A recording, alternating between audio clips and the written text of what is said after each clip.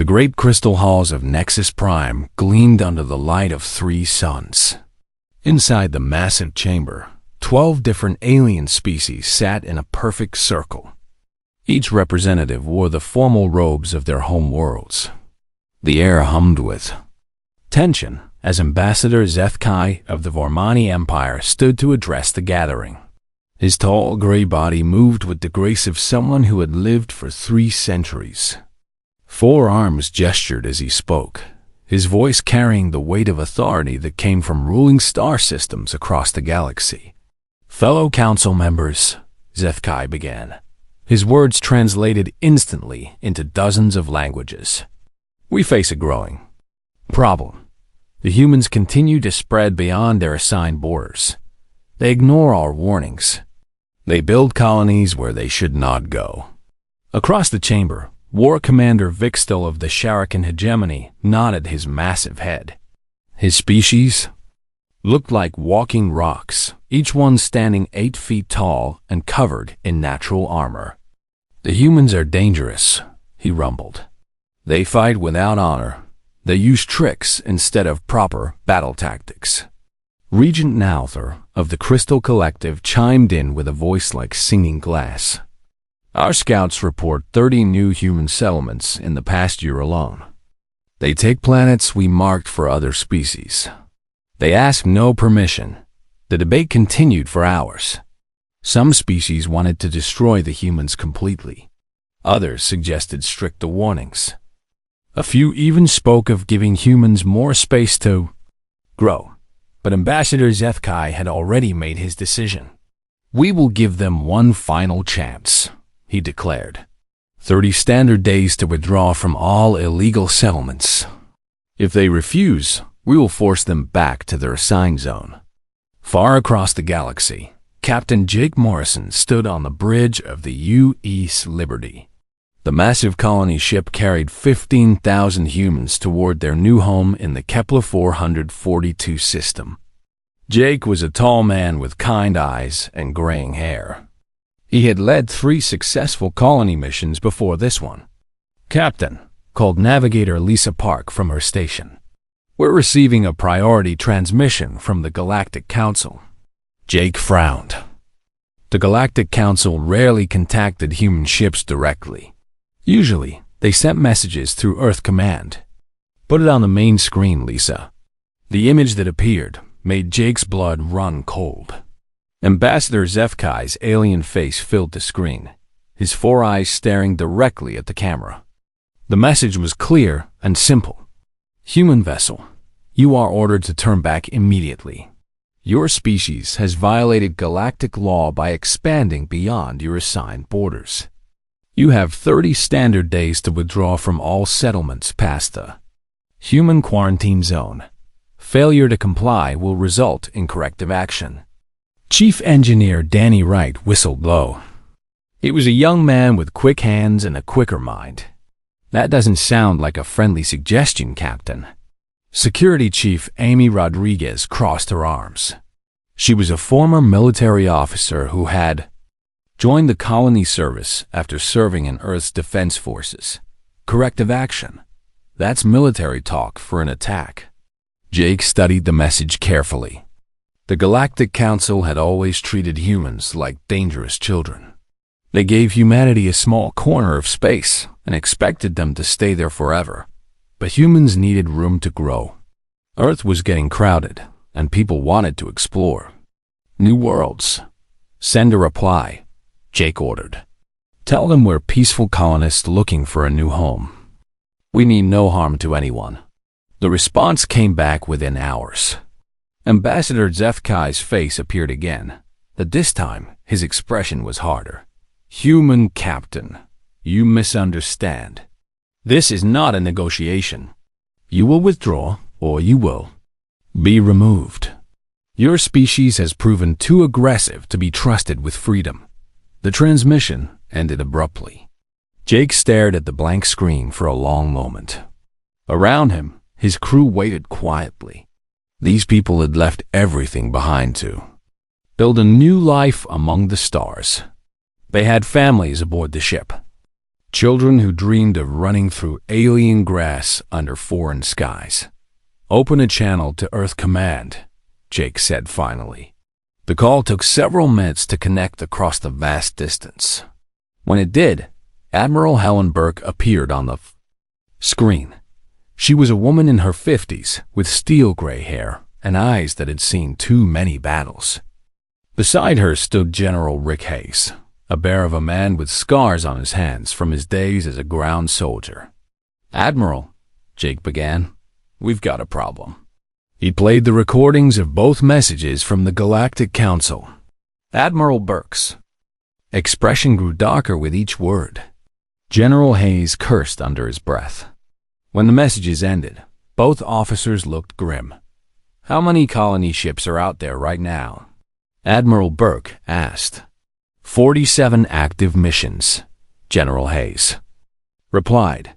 "Nearly 2 million people total if you count the established settlements." Admiral Burke rubbed her temples. "The Council wants us to abandon everything we've built in the past 5 years. They want us to crawl back to Earth and stay there like good little children. What are our options?" Jake asked. "We could comply," Admiral Burke said slowly. "Pack up everyone and come home. Except that we'll never be equals in this galaxy." "Or," Jake prompted. General Hayes leaned forward. "Or we ignore them. Continue with the mission. Show them that humans don't back down from threats." The silence stretched across space between Earth and the Liberty. Jake thought about the family sleeping in the colony ship's habitat modules. He thought about the children who had never seen Earth, who considered the stars their home. He thought about humanity's future among the galaxies. "What does the president say?" Jake asked. President Carl Dixon is meeting with the Earth Assembly right now, Admiral Burke replied. "But I think we all know what the decision will be. We didn't come this far to turn back now." Jake nodded slowly. He had expected this answer. Humans had never been good at accepting limitations. They had always pushed boundaries, explored new frontiers, and refused to be told what they could not do. "Understood, Admiral. The Liberty will continue to Kepler 442 as planned." "Good luck, Captain," Admiral Burke said. "And Jake, watch your back out there. The Council isn't known for making empty threats." The transmission ended, leaving Jake alone with his crew. Navigator Lisa Park was already plotting their course to the new world. Chief Engineer Danny Wright was checking the ship's systems. Security Chief Amy Rodriguez was reviewing their defensive capabilities. "So we're really doing this," Danny said. "We're going to ignore the most powerful alliance in the galaxy."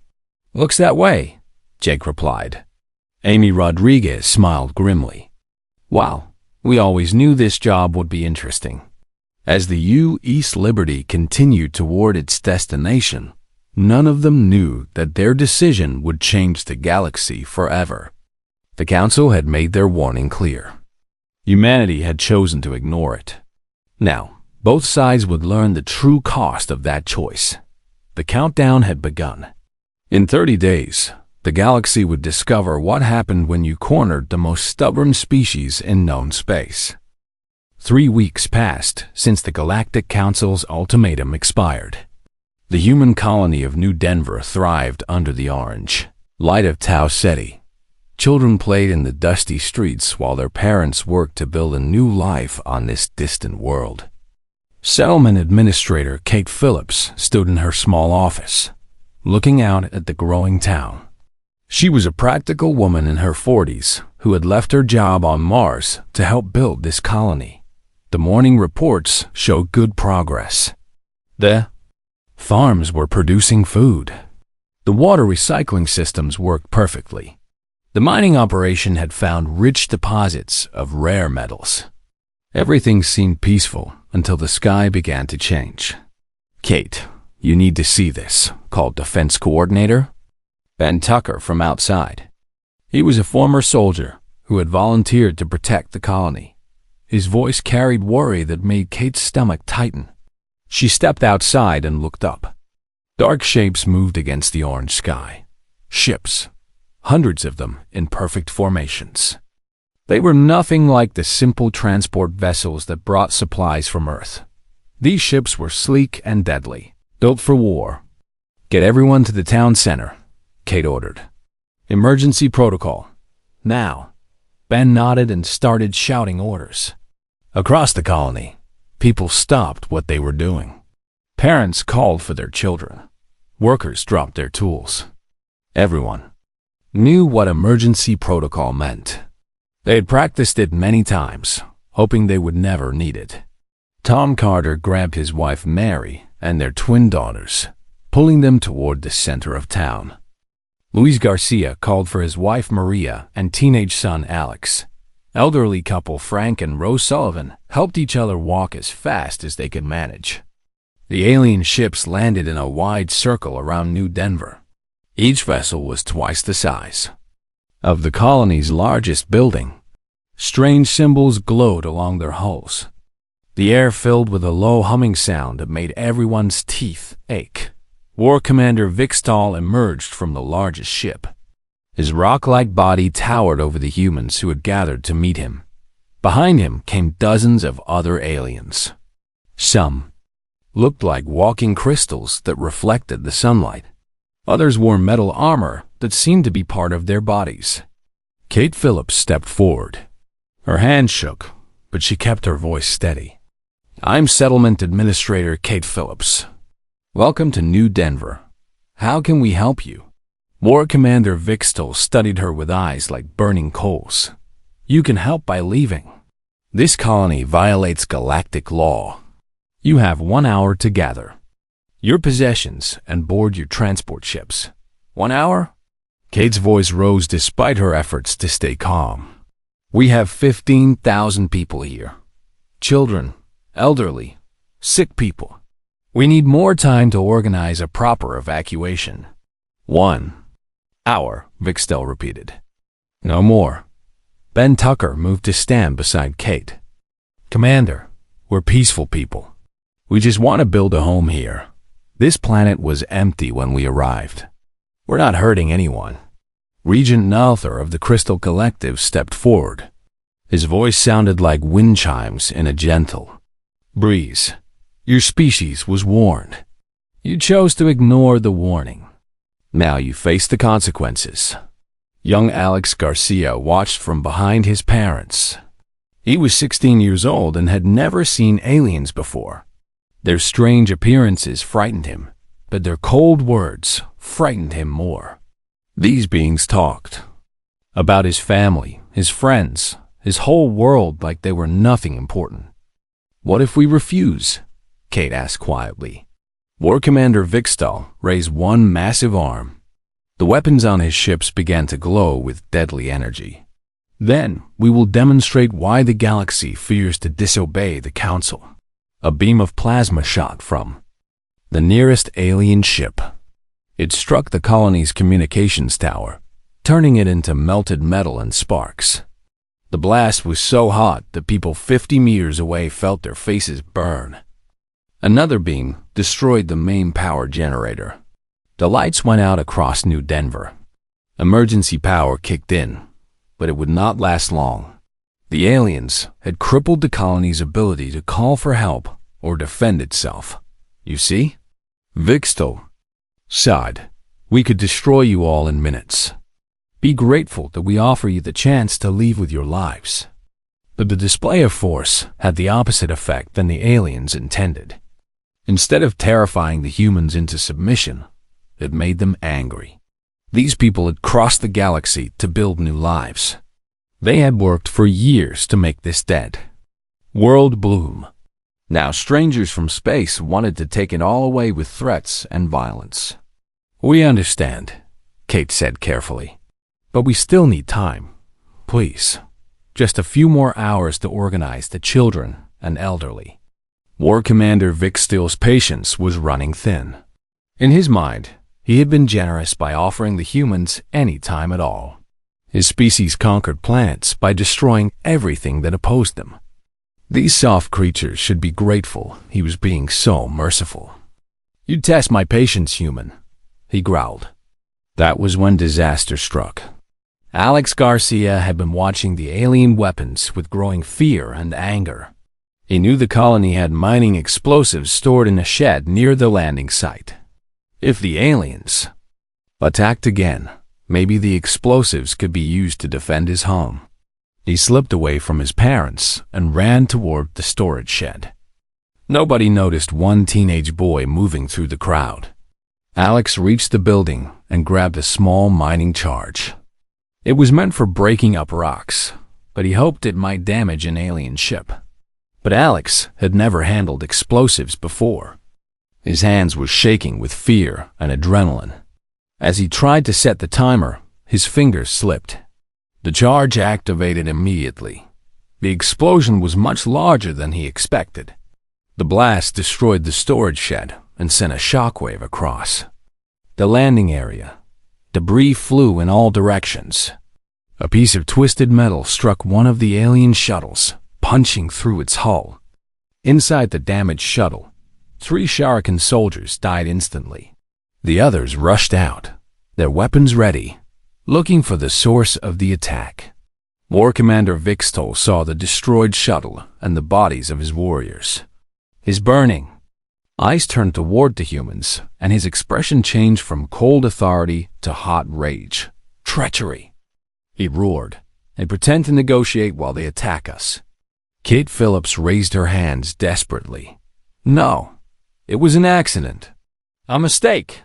But Vixtol was beyond listening. In his culture, any attack demanded immediate and overwhelming response. The humans had drawn first blood. Now they would pay the price. "Kill them," he ordered his forces. "Kill them all."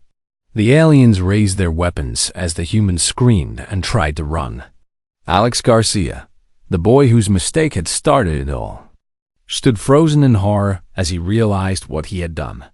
The massacre of New Denver was about to begin. The first plasma blast hit the ground near the town center. Dirt and rocks exploded into the air.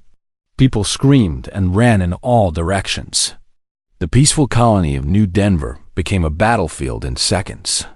War Commander Vixtol stood like a mountain of stone, directing his forces with cold precision.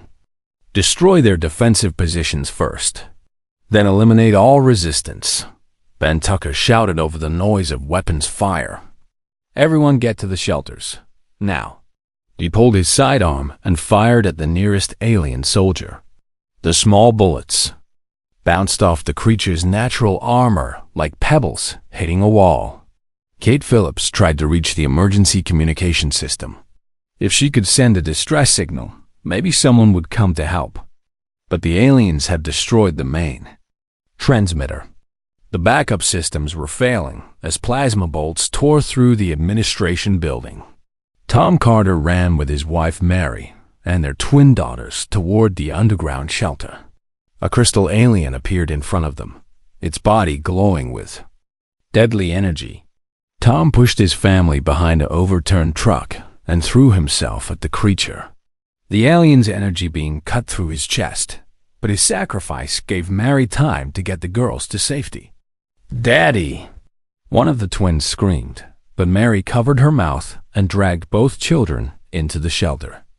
Luis Garcia searched frantically for his son Alex.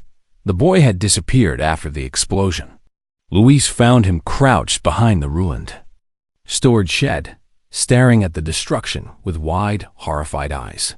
"Alex, we have to go." Luis grabbed his son's arm. "I did this," Alex whispered. "I killed them all." "No, you didn't. It was an accident." "Come on." But as they ran towards safety, a Sharikan warrior spotted them. The alien raised his weapon and fired. Luis threw himself in front of his son. The plasma bolt meant for Alex burned through his father's back instead. "Papa!" Alex cried, catching his father as he fell. Luis looked up at his son with fading eyes. "Run," he whispered. "Live." The colony's small hospital became a nightmare. Dr. Susan Adams worked desperately to save the wounded, but her medical supplies were running low. Every few minutes, another injured person was carried through the doors. Burns from plasma weapons, broken bones from falling debris, children crying for parents who would never answer. A plasma bolt struck the hospital's east wing. The building shook, and dust fell from the ceiling. Dr. Adams looked up from the patient she was treating and saw alien soldiers approaching through the smoke. "They're coming," she told a nurse. "Get the patients to the basement." But there was no time. The aliens entered the hospital and began shooting everyone they saw. Dr. Adams died trying to shield a wounded child with her own body. The little girl died anyway. At the colony school, teacher Nancy Clark had gathered 30 children in the basement. She told them stories to keep them calm while the battle raged above. The walls shook with each explosion. The lights flickered on and off. "When will our parents come?" asked a little boy named Joey. Nancy forced a smile. "Soon, sweetheart, very soon." She lied because she could not bear to tell them the truth. Through the small basement window, she could see the alien ships firing on the residential area.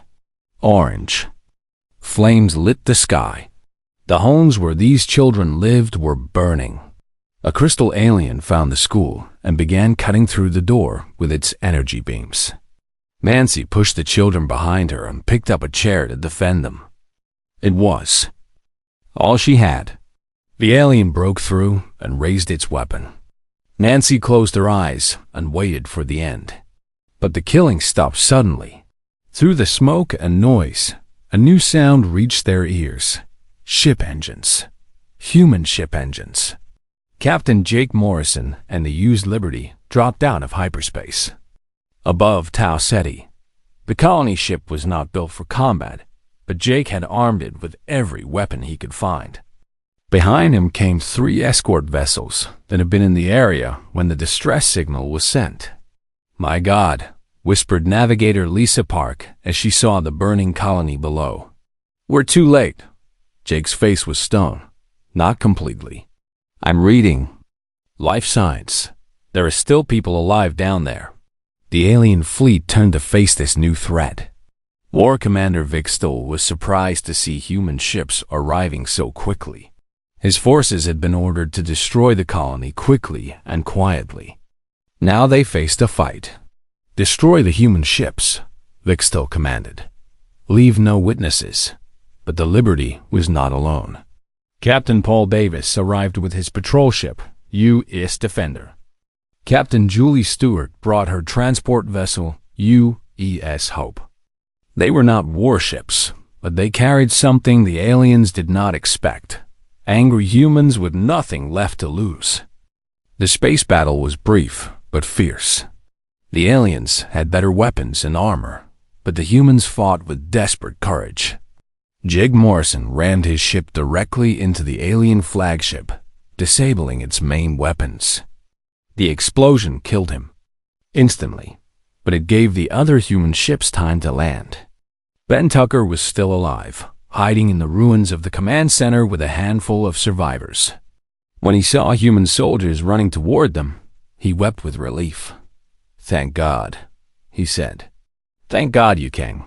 Captain Davis and his Marines secured the landing zone while Captain Stewart's crew began evacuating survivors. But for every person they saved, they found a dozen bodies. Entire families had been wiped out. The Johnsons, the Browns, the Millers. All gone. Kate Phillips was found in the wreckage of the administration building, badly burned, but alive. Alex Garcia sat beside his father's body, no longer crying. The tears had stopped, but something cold and hard had taken their place in his young eyes. "How many?" Kate asked as the medics treated her wounds. "About 200 survivors," Captain Davis replied. "Out of 15,000. The numbers were too big to understand, too horrible to accept. An entire human colony had been destroyed in a single afternoon. Children, parents, grandparents, teachers, doctors, farmers, all dead because they had dared to build a home among the stars. War Commander Vikstol escaped with most of his fleet, but he left behind recordings of the battle. These recordings will be broadcast across the galaxy as proof of what happened to species that defied the Galactic Council. "Let this be a lesson," he announced to his ships as they departed. "The humans have learned their place. They will not trouble us again." But Vikstol was wrong.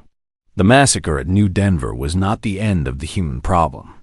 It was the beginning of something much worse for the galaxy. The aliens had intended to frighten humanity into submission.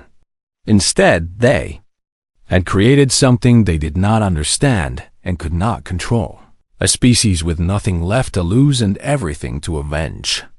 The survivors of New Denver were taken back to Earth, carrying with them images of the destruction. The footage spread across human space within hours. Every man, woman, and child in the human colonies saw the burning homes, the dead families, the casual cruelty of beings who considered themselves superior. Humanity had received the galaxy's message loud and clear. Now it was time to send a reply. War Commander Vikstol stood before the Galactic Council on Nexus Prime. His rock-like chest swelled with pride. The great crystal chamber was filled with representatives from across the galaxy, all eager to hear about the human problem being solved. The colony called New Denver has been eliminated. Vikstol reported to Ambassador HFY. 15,000 humans reduced to less than 200 survivors. The message is clear. No species defies the Council and lives. Ambassador HFY nodded with satisfaction. His forearms gestured approvingly as he addressed the gathered aliens. "Excellent work, Commander. The humans will now understand their place in the galactic order. They will return to their assigned space and cause no more trouble." Regent Nalthor's crystal body chimed with pleasure. "Our scouts report that human expansion has stopped completely. Their ships are returning to Earth space. The threat is over." Battlelord Krex of the Iron Dominion clanked his metal limbs together in approval. "Fear is the only language these primitives understand. They will remember this lesson for generations." The council members congratulated each other on their successful handling of the human crisis. They returned to their normal business, believing the matter was closed forever. None of them noticed the small data package that had been transmitted from the battle zone just before Vikstol's ships departed. Far across the galaxy, Earth was anything but quiet. Admiral Helen Burke stood in the underground command center beneath the Rocky Mountains. Around her, dozens of screens showed the aftermath of New Denver. The images were terrible. Burned buildings, dead families. Children's toys scattered among the ruins. "How long until every human colony sees this?" Admiral Burke asked.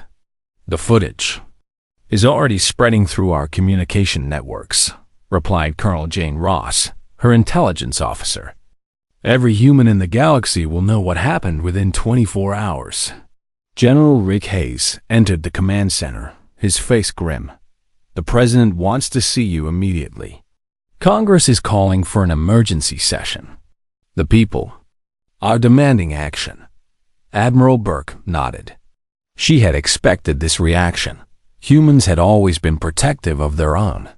The massacre of an entire colony would not go unanswered. The only question was how they would respond. President Carl Dixon met with his military leaders in the White House Situation Room. The president was a tall man with kind eyes, but those eyes burned with cold anger as he watched the footage from New Denver. 15,000 people, he said quietly. Families, children, murdered because they wanted to build a new home. "The aliens think they've taught us a lesson," General Hayes said. "They expect us to crawl back to Earth and stay there forever. What are our options?" President Dixon asked. Admiral Burke activated a holographic display that showed human space and the surrounding alien territories. "Publicly, we appear to have none. The alien coalition outnumbers us 10,000 to 1. Their technology is centuries ahead of ours. Any direct confrontation would be suicide. Publicly, the president repeated. What about privately?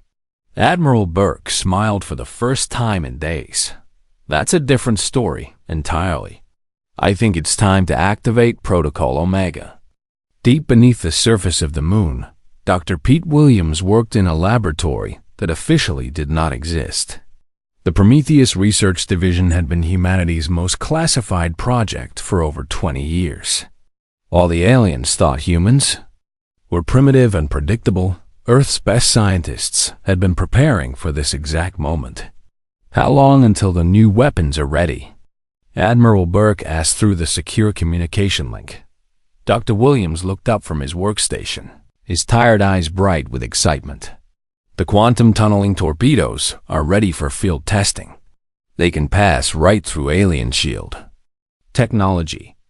The enemy won't even know they're under attack until it's too late. Engineer Grace Chun spoke from another part of the facility. The stealth frigates are complete too. Our new AI systems can make them invisible to alien sensors. They'll never see us coming. And the special project? Admiral Burke asked. Dr. Williams grinned. The consciousness transfer system is operational. We can upload human tactical knowledge directly into our ship computers. Every vessel will have the combined experience of our best military commanders. While the scientists worked in secret, humanity's visible response was exactly what the aliens expected. Human colonies began shutting down. Transport ships loaded with refugees headed back toward Earth. The great human expansion seemed to be ending in fear and defeat. But appearances could be deceiving. Commander Steve Walsh gathered his special operations team on an asteroid base hidden in the outer system. These were not regular soldiers. They were volunteers who had lost everything at New Denver or other. Alien attacks. They had nothing left except the desire for revenge. Our first target is a Shuriken supply depot, Walsh explained to his team. It's lightly defended because they think we're too scared to fight back. We're going to show them how wrong they are. Lieutenant Mike Brady checked his new quantum rifle. The weapon looked almost identical to human military hardware, but it fired energy bolts that could penetrate alien armor. When do we leave? Tonight, Walsh replied. And remember, we're not just soldiers anymore. We're ghosts. We hit hard, we disappear, and we leave no witnesses. Sergeant Ashley Cole nodded grimly. She had lost her entire family at New Denver. Her husband, her 2 young sons, her parents. The aliens had taken everything that mattered to her. Now she would take everything that mattered to them.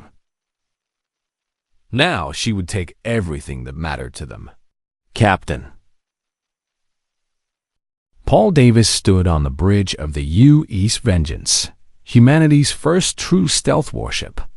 From the outside, it looked like a simple cargo vessel. Inside, it carried enough firepower to destroy a small fleet. All systems are ready, Captain, reported his weapons officer. The quantum torpedoes are armed and targeted. Paul looked at the enemy battle group on his screen. 3 alien cruisers patrolling the border between human and Shuriken space. They moved in perfect formation, following patterns that their species had used for centuries. Predictable. Vulnerable. They expect us to be afraid, Paul said to his crew. They expect us to run and hide. Time to teach them about human nature. The Vengeance fired 6 quantum torpedoes simultaneously.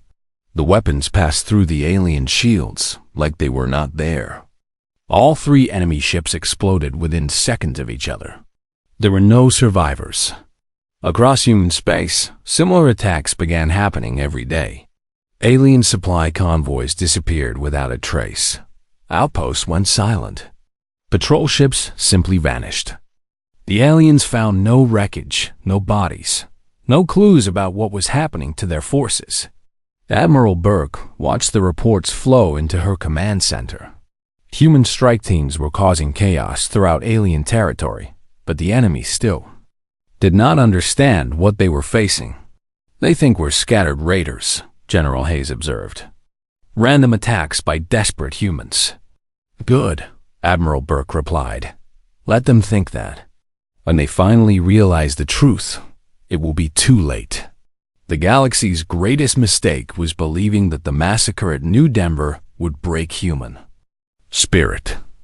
Instead, it had forged something the aliens could not comprehend: a united species with nothing left to lose and everything to avenge. War Commander Vic Stoll was about to learn that some lessons came with a very high price. War Commander Vic Stoll received the first distress signal while reviewing reports in his command chamber. The message was brief and terrifying. Supply Base Theta 7 had gone silent. All 300 Sharikan soldiers stationed there had simply vanished. "Impossible," Vic Stoll growled as he studied the data. "Humans do not have the technology to attack our bases." But more reports kept coming. Convoy Alpha 12 destroyed. Outpost Gamma 3 eliminated. Patrol Fleet Zeta missing completely. In just 3 days, the Sharikan Gemini had lost more ships and soldiers than in the previous 50 years combined. Across the galaxy, Admiral Helen Burke stood before the largest war room ever built. Holographic displays showed alien territories in every direction.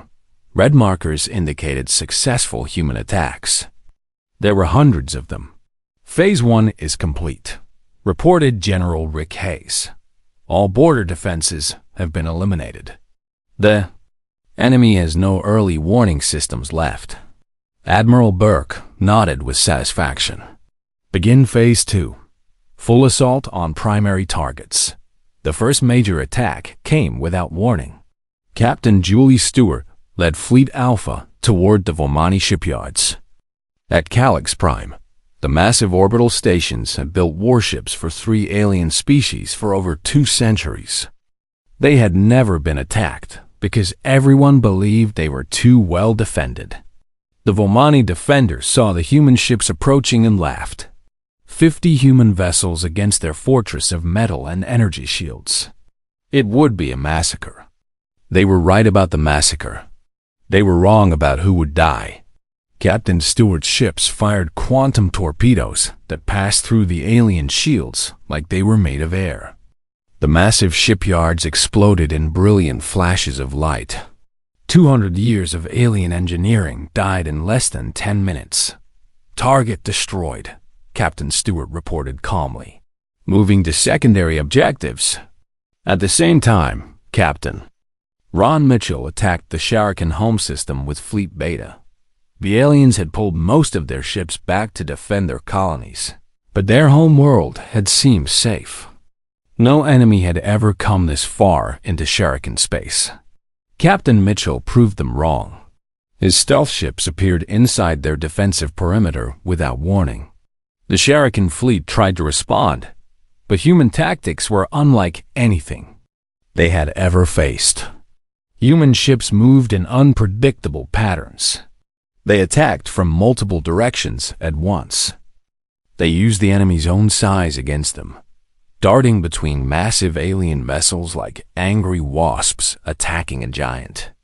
"These humans fight like madmen," transmitted one Sharikan captain before his ship exploded.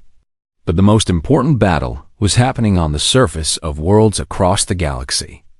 General Rick Hayes had taken personal command of the ground assault on the Crystal Collective's fortress world of Nexus Beta. The planet was supposed to be impregnable.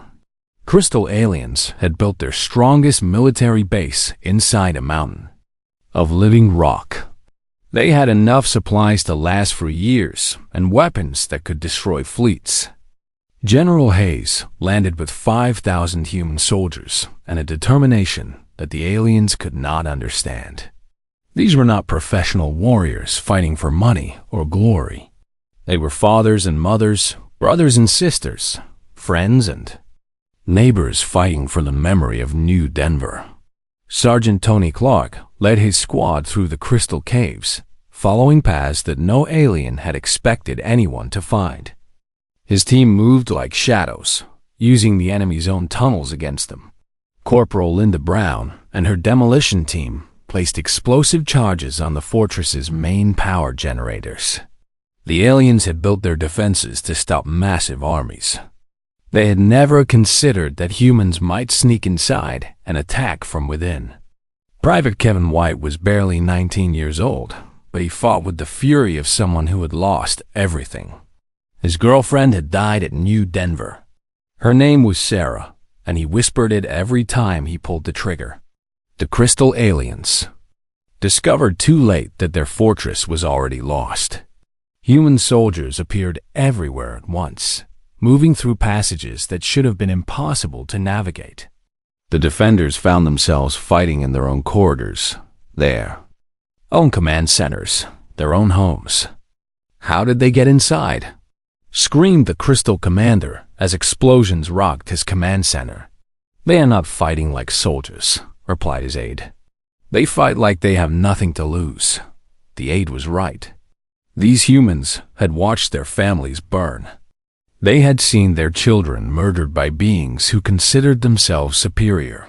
They fought not just for victory, but for vengeance that had been building for months. High above the battle, War Commander Vixtel tried desperately to contact the Galactic Council for reinforcements, but the communication networks were down. Human hackers had infiltrated the alien computer systems and turned their own technology against them. Send every available ship to defend the council chambers. Vixtel ordered his remaining forces. The humans must not reach Nexus Prime, but it was already too late. Admiral Burke had saved the best surprise for last. Captain Jake Morrison's brother, Admiral David Morrison, led the final assault on the Galactic Council's home world. His fleet of 200 ships appeared in the Nexus Prime system like a storm of death and vengeance. The planet's defenses were impressive. Energy shields that could stop any known weapon. Orbital platforms armed with plasma cannons. A fleet of guard ships that had never lost a battle. Admiral Morrison smiled grimly as he gave the order that would change galactic history forever. All ships fire at will. Show them what happens when you murder our families. The battle for Nexus Prime lasted 6 hours. When it ended, the crystal spires of the council chambers were burning ruins. The orbital defenses were scrap metal floating in space. The guard fleet was a memory. Ambassador Zefkai stood in the Figen of wreckage of the great chamber where he had once ruled the galaxy. His forearms shook as he watched human soldiers march through the broken doors. These primitive beings had done the impossible. They had brought war to the very heart of galactic civilization. Admiral David Morrison walked up to the alien diplomat, his face carved from stone. Behind him came the survivors of New Denver. Kate Phillips, Ben Tucker, young Alex Garcia, and others who had lost everything to alien cruelty. I am Admiral Morrison, he said quietly. I believe you have something that belongs to us. What? Zefkai whispered. An apology, Admiral. Morrison replied. And your unconditional surrender. The ambassador looked around at his destroyed chamber, his defeated forces, his shattered empire. 6 months ago, he had ruled the galaxy. Now he was a prisoner of the species he had tried to contain. How? He asked. How did you do this? Kate. Phillips stepped forward. She was no longer the frightened administrator from New Denver. The massacre had changed her, forged her into something harder and more dangerous. You made one mistake, she told the alien. You thought destroying our colony would make us afraid. Instead, it made us angry. And angry humans are the most dangerous force in the galaxy. The war was over. Humanity controlled 40% of known space. The remaining alien civilizations had learned a lesson they would never forget. Humans might seem weak when they are happy and peaceful, but when you threaten their families, they become something else entirely. On the restored surface of New Denver, a memorial was built to honor the 15,000 who died. Kate Phillips, now the planetary governor, read their names every year on the anniversary of the massacre. Above her, human patrol ships kept watch over what had become the most protected world in the galaxy. The aliens had ignored the galaxy's warning about challenging humanity. Now they understood why some species should never be pushed too far. The price of that lesson was written in the ruins of their empires and the memory of their defeat. Humanity had answered the galaxy's ultimatum with a simple message: never again.